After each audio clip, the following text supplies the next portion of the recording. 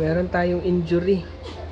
Nakuha natin hindi sa pagte-trails kundi sa basketball. Kagabi lang to.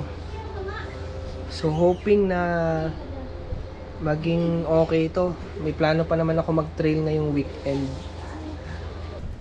Buti na lang may bike tayo. Kahit injured tayo sa ating basketball game, nakakapag travel pa din.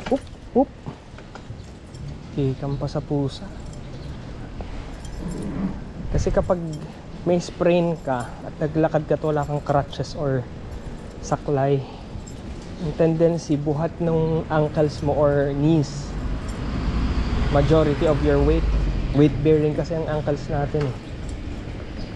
Pero dahil nakabike tayo, instead of the ankles bearing the weight, salo siya ng saddle, nakaupo tayo eh. Tapos binabaan ko ng konti yung ating saddle, yung height niya, para hindi mag-extend yung ating paa.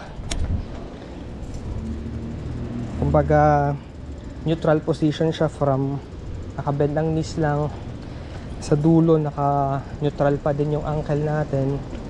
Wala siyang extension or flexion. So laking blessing. Mas malayo nararating kung nakabike, walang pain free,